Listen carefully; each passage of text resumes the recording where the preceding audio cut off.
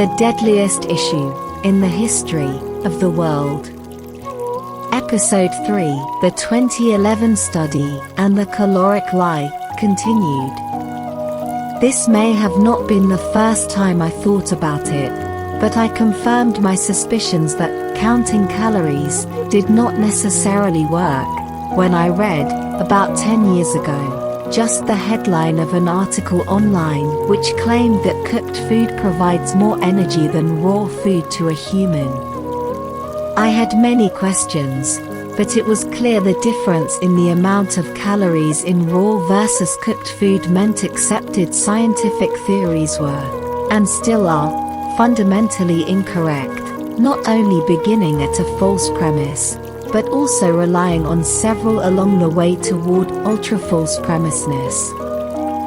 Since then, it has occurred to me that humans, and other thermogenic creatures, are too complex for our science to get an accurate reading of currently, at least for an individual's metabolism, an issue raised in the 2011 study, but just as an issue that needed to be tested.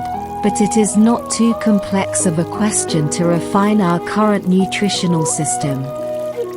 When I say accepted scientific principles are easily, verifiably, false, I am not simply speaking of the Atwater system, which is the system humans use to measure caloric value of food or even the calorie itself, because it is becoming common knowledge that these systems are fatally flawed.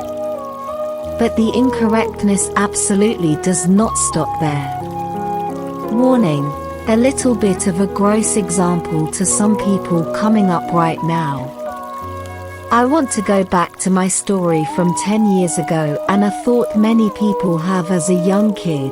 It occurred to me, if I am pooping out a whole peanut, is it even possible I got the full nutrients listed on the nutrition label? Should I count those calories or try to figure out how many calories entered my body, but never got absorbed? In my not having tested this opinion, the answer is no. You probably should not be counting the full amount of calories from a peanut, but it is also impossible for you to get a good reading on how much energy got absorbed. A peanut is a good example of a food which has more nutrients than we need at the time, sometimes, and somehow our intelligent body takes out what it needs and leaves the rest, partially at will, and partially at the whims of the billions of processes which our subconscious apparently handles, and partially at the food's discretion. The 2011 study did a good job of answering what happens when you eat peanut butter instead of peanuts, because while they focused primarily on the difference between raw versus cooked food, they also focused heavily on whole versus mashed food. The change of peanuts to peanut butter before consumption should change digestion to allow you to more easily absorb the nutrients, as the paste like peanut butter could not possibly come out in solid form. But at the same time, under certain circumstances where your body is overfed, even some of the peanut butter's nutrients may be rejected, because it is so nutrient dense. Also, does this mean the peanut butter has more energy than peanuts? I would say no, unless you are specifically referring to a human's digestive processes, which apparently has evolved to take something with X amount of energy and utilize it for Y energy, could be more or less than X energy depending on all the variables mentioned several times. But does that mean, if I eat an ounce of peanuts and poop half of them out in a more solid form, that it wasn't 170 calories, but some lower number? That is exactly what I am saying. And also add to that the fact that the number 170 calories means absolutely nothing to your dietary planning, because the calorie is an awful measurement for humans to use. People view and describe this as our bodies having a hard time digesting the food, the peanuts, which I guess could be part of it, but I think it is also at least partially just our bodily working efficiently to maintain homeostasis. In other words, is the food the winner over the body and mind, or do the body and mind dictate the terms of how many of each nutrient gets absorbed? It is probably a combination of both, but let's be honest, for heavier people, the food is often overpowering the body, just as your brain chemicals are overpowering your body.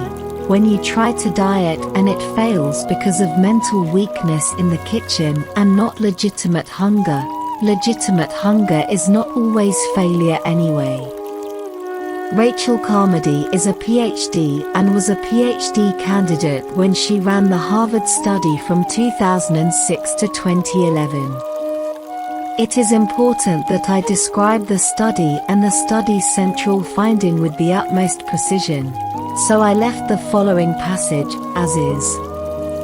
It is a passage from the Harvard Gazette, including a direct quote from an interview with Dr. Rachel Carmody in 2011. Here is the link, which you can also find in the description. Study finds an increase in energy from meat, suggesting key role in evolution. Proceedings of the National Academy of Sciences. Researchers fed the exact same amount of meat and sweet potatoes to different groups of mice for 40 days. At the end, the results clearly showed the cooked foods, both meat and veggie, delivered more energy. Over 40 days, they fed two groups of mice a series of diets that consisted of either meat or sweet potatoes prepared in four ways: raw and whole, raw and pounded, cooked and whole, and cooked and pounded. Over the course of each diet, the researchers tracked changes in the body mass of the mice, controlling for how much they ate, and ran on an exercise wheel. Water system is based on principles that don't reflect actual energy availability. First, the human gastrointestinal tract includes a whole host of bacteria, and those bacteria metabolize some of our food for their own benefit. Second, it doesn't account for the energy spent digesting food, which can be substantial. In both cases, processing increases the energy accrued to the human. Such evidence suggests that food labels do not properly account for the effects of food processing. My example would be you have a raw piece of meat on the counter and it is 200 calories. This 200 calories figure immediately becomes wrong as soon as you cook it, because of drip factor and other reasons I will get into later. It then becomes even more wrong when we digest the food, at which point the 200 calorie figure, which was already changed by cooking, also gets changed by your individual metabolic processes, as proven by science and as I explained earlier. This is the chart the 2011 study came up with after using the allllll system to test the beef. I will not provide the chart of their entire findings, but in summary, the raw pounded meat has the least energy density, followed by the raw whole meat with just slightly more. The cooked whole meat and cooked pounded meat were pretty close in energy density, with a slight edge overall going to cooked whole meat, in both gross energy and metabolic density. The metabolizable energy is the important figure if we are strictly talking about human consumption of food, and the study says, despite their widespread use in food labeling, current multipliers ignore important costs of the digestive process and thus require additional refinement and validation, or in my words, they could not necessarily run their experiment effectively because the unit of measurement being used, a calorie, is inapplicable to begin with, which has led to the deadliest issue in the history of the world. Episode 3 Part 2 is next in the playlist, or you can get there by clicking the bottom left of this video.